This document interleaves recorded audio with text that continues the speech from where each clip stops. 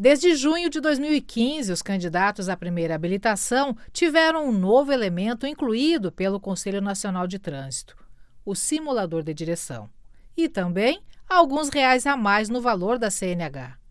A partir de então, houveram fases de obrigatoriedade ou facultatividade do uso do simulador de direção. O equipamento foi implementado como porta de entrada das aulas práticas. 5 aulas de 30 minutos com simulações de situações diversas no trânsito. Uma ferramenta considerada pedagógica e também como o primeiro contato do candidato na condução de um veículo e sem riscos. Só que, apesar das justificativas, o equipamento não caiu no gosto dos candidatos. A comprovação disso se consolidou a partir da mais recente resolução do CONTRAN, que desobriga o uso do simulador, tornando-o opcional.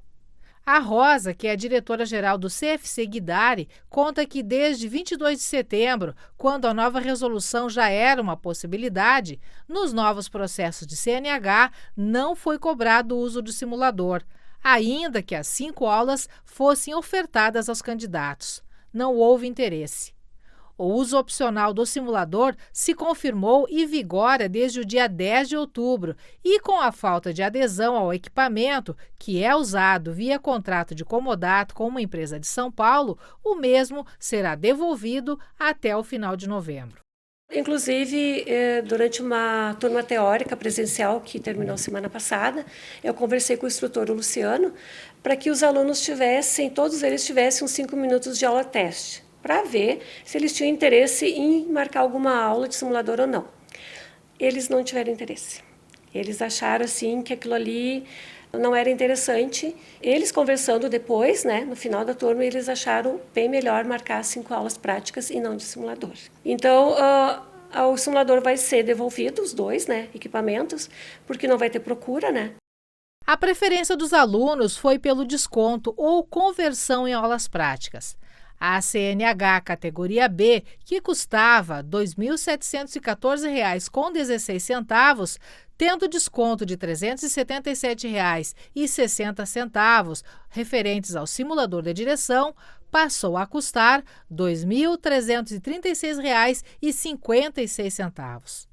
Para aqueles que já haviam realizado o pagamento, o CFC adotou uma conduta. Os alunos que já tinham pago as aulas de simulador, a gente converteu em aula prática.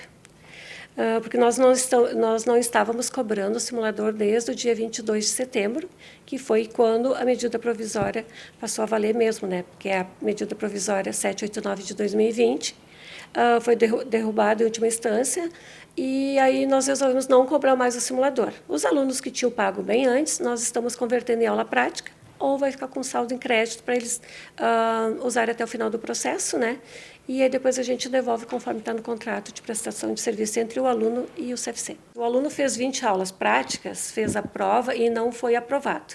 Ele vai retornar ao CFC, então ele vai ter o simulador como crédito, que é o valor de R$ 377,60. Ele vai poder usar como pagamento da locação e mais uma das aulas práticas.